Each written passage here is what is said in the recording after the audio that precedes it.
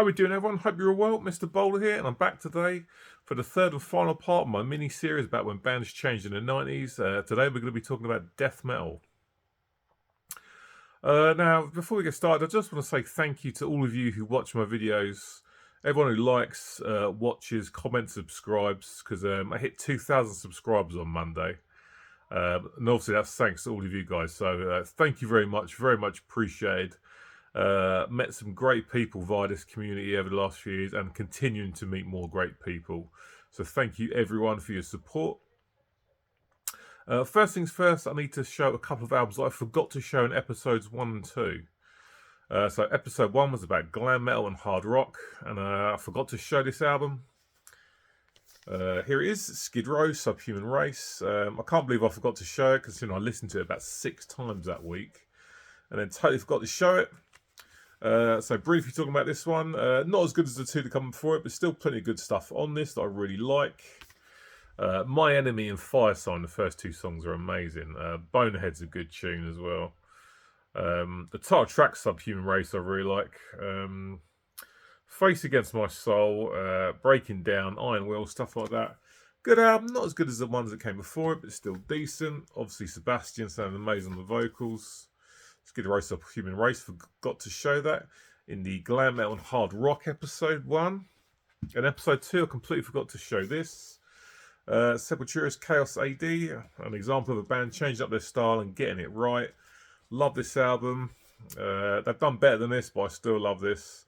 Slows things down, added a lot more groove. Great tunes on this. Like Refuse, Resist and Territory, Slave New World. Those opening 3 are absolute bangers. Chaos, the acoustic song is good. Propaganda, great tune. Nomad, We Are Not as Others. The Hunt, Cleansed Fish, etc. I was supposed to show this last week in the Thrash episode. Sepultura's Chaos CD. Very, very good album. I like that one a lot. So let's get into the subject of today's video and talk about some death metal.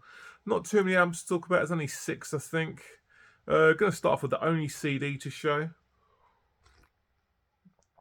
A band fairly new to me. I only started listening to them a couple of years ago. And here's my 6 CD set of Gorefest. And the album I'm going to be talking about here is their third full-length album from 1994, which is called Erase. So yeah, much different to the first 2 albums. Things are slowed down quite a lot. There's still some death metal in here, but for me in here there's quite a bit of sort of straight up heavy metal, really. Vocals are really like, and this is some great guitar riffs. It's a good album. I like it a lot. The first track, Low, is excellent. It's got a really strong chorus. I love the vocals. Walk My Way is another great tune. Seeds of Hate I really like. Goddess in Black, another great tune. To Hell and Back, last tune. Excellent album from Gorefest. I like this one quite a lot, actually.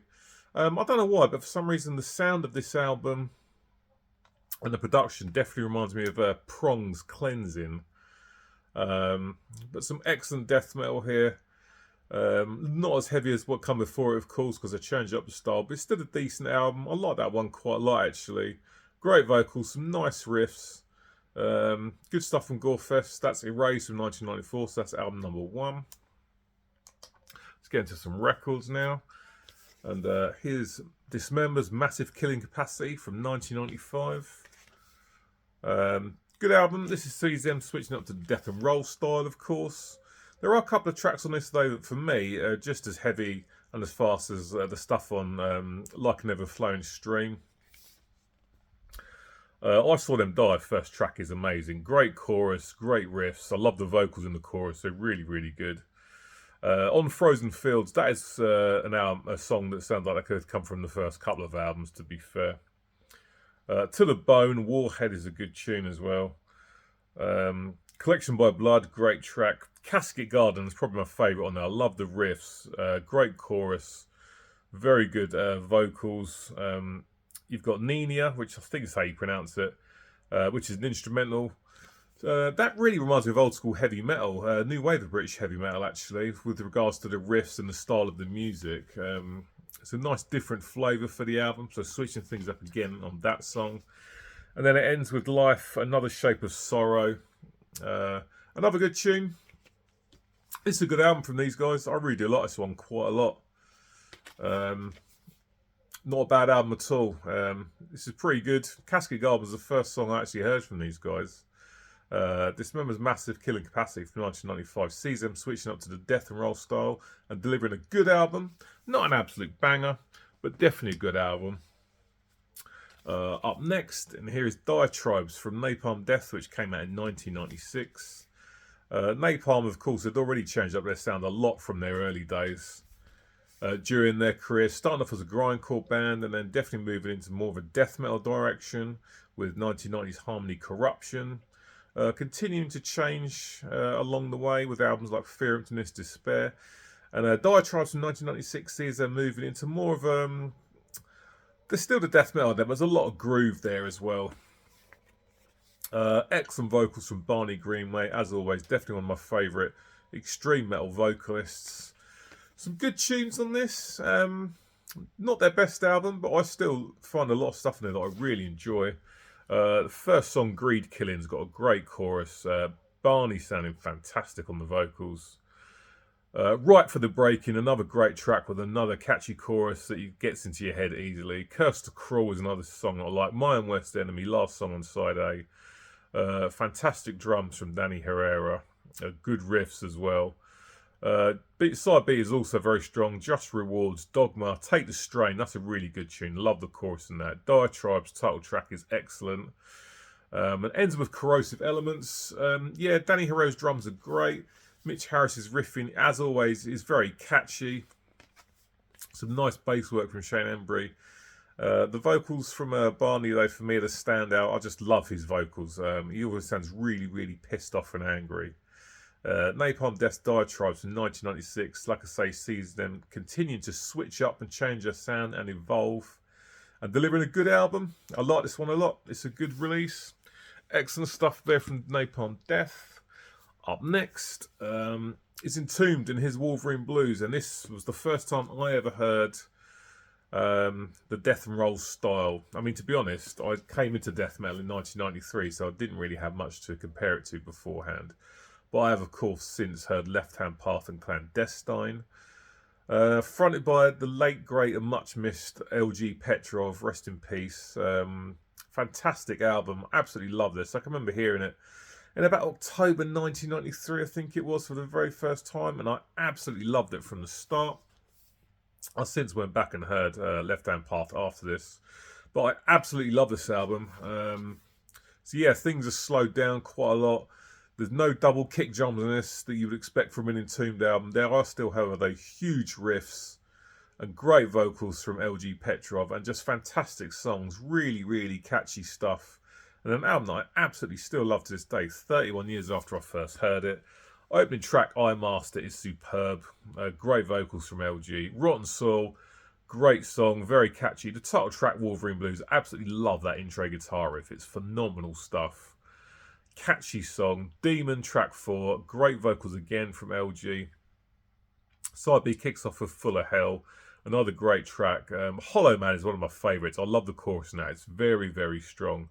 Heaven's Died and ends with Out of Hand. Starts off with a killer drum beat from Nick A. Anderson. An album packed full of really, really good riffs, catchy songs, but still brutal. Nothing like what come before it, their previous two albums. But this is the start, as far as I'm aware, of Death and Roll. If you're aware of another band or album, then feel free to get in touch and let me know. But Entombed's Wolverine Blues, for me, is an absolutely phenomenal album that I still love to this day. Excellent stuff, huge riffs, excellent HM2 guitar sound, of course. Great drums from Nick A. Anderson as well. Entombed's Wolverine Blues, good album. Two more to talk about. And here is Pestilence and Spheres from 1993. I absolutely love this album, and it's not liked by a lot of people, and I honestly don't understand why. I think it's phenomenal stuff. Patrick Mameli continuing to push the band forward and change up their styles. You had Martin Van Dreen on vocals before him, of course, but I love this album. It's superb stuff. For me, it's very avant-garde, very forward-thinking, ahead of its time. Much like with Iron Maiden, Somewhere in Time. Pestilence started to use guitar synthesizers on this, and I know a lot of Maiden fans were put off by the guitar synthesizers on Somewhere in Time. I'm not put off by the guitar synths on this. I think they sound fantastic. They add some nice atmosphere to the album. These guys going in more of a progressive direction. There's some jazz in there as well. There's some amazing bass work on this album. And the rest of the musicians are pretty good. The drums are not the best, but the riffs are fantastic. Some great catchy riffs. The guitar tone's not the best on this record, but it's still not bad. And I just love Patrick Mameli's vocals. And it's just an album that, for me, I don't understand why people don't like it. I know sometimes people just want what they've had before, and they don't want bands to change. And sometimes when bands change, it doesn't always work. But for me, this one works, but not a lot of people like it for some reason. But for me, great album, absolutely love it. Mind Reflections, opening track, fantastic chorus, great vocals from Patrick. Multiple Beings is another great tune. Personal Energy is a great tune. Title track, Changing Perspectives, Demise of Time. There's some nice instrumental interludes amongst the songs here, which is something that I don't always love, but for me, it works on this album. It helps to create the atmosphere and the mood of the album. Stellar riffing, of course. Like I say, the bass work is absolutely fantastic. Not just following the guitar lines, the bass doing its own thing, playing some nice stuff which sticks out in the memory.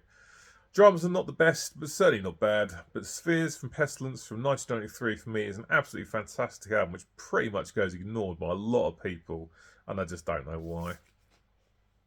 And the last album to talk about today, and here's Carcass and Swan Song from 1995. The only album to feature Carlos Regadas on the guitar. So this sees Carcass switching. Again, this is another band that changed up their sound a lot throughout their career, much like Napal Death. So this is Carcass switching to the death and roll style, and for me, more of a sort of a straight up old school heavy metal style as well. Again, an album that's not liked by a lot of people. I do like this one, I have to say. Definitely not their best, but I still really like it. The guitar work from Bill Steer and Carlos Regadas is, of course, excellent. Some great riffs on this. Ken Owen's drums are good. The last Carcass album he played on, of course. Jeff Walker's vocals still really good. Very much more of a commercial sounding style with regards to the songs. You know, you've got big choruses on this. I like Jeff's vocals still. Kicks off with Keep On Rotting in the Free World. I really like that opening tune. Tomorrow Belongs to Nobody is a good tune. Not as good as the opener, though. Black Star is okay. Cross My Heart is excellent. There's some great vocals in that from Jeff, and the chorus is amazing. Room 101 is some nice guitar work in that, which I really enjoy. Polarized kicks off side B, good song. Generation Hex is another good tune. Firm Hands okay. Rock the Vote is a tune that I like. The last two, though, Don't Believe a Word and Go to Hell are absolutely fantastic. I really enjoy both those songs. Both have really strong choruses and great vocals from Jeff Walker. Some nice drumming from Ken Owen that I really enjoy. Catchy songs, catchy choruses. Not their best, but not a bad album by any stretch of the imagination. Carcass's not Heartwork, of course, Swan Song, continues to see them change things up, move forward, not putting out the same thing over and over again. An album that's not liked by many people, but I think it's a decent album. It's definitely not their best, but it's certainly not a bad album. So there we go, you guys. That's all the albums to talk about. So let's just grab these and do a quick mini album ranking for you. So not many albums to talk about. So the weakest one from this lot for me is the one I've just shown, Carcass's Swan Song. Some good stuff on it. Not their best. Certainly not a terrible album though. But I quite like this one. But yeah, it's not as strong as the others that I've shown here. So that's number 6. Number 5, I'll go with Erase from Gorefest from 1994. Changing up the style nicely. Good songs on that album. Let's go for number 4. That'd be Napal Death Diatribes. Good stuff here. Some really catchy songs. Title track's absolutely fantastic. Last song is really, really good as well. Some other good stuff on it. Some nice riffs from Mitch House, like I said earlier. Number 3, I'm going to go with Dismember's Massive Killing Capacity from 1995. Death and Roll, mixing up the styles. Still some songs like on this that you would expect to hear on the earlier albums are just as heavy as stuff that you can hear on like Ever-Flowing Stream. So it's not all death and roll. Like I say, one track reminded me a little bit of old school heavy metal. So they're mixing the styles up, and it's a good album from them. I like this one a lot. My number 2, I'm going to go with Pestilence and Spheres. An underrated album. Misunderstood by many as far as I'm concerned. Progressive death metal, little bits of jazz in there. Guitar synths sound really nice, adding lots of nice atmosphere to the album. Spheres by Pestilence is my number 2 from this little mini ranking. And my number 1 is an absolute beast that I love to this day still. Entombed's Wolverine Blues. From 1993, as far as I'm aware, the birth of death and roll, and an album with no bad songs on at all.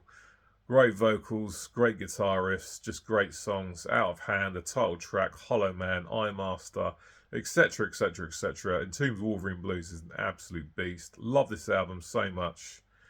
One of the first death metal albums I ever heard, 31 years ago, and still absolutely kicks ass now. Fantastic stuff.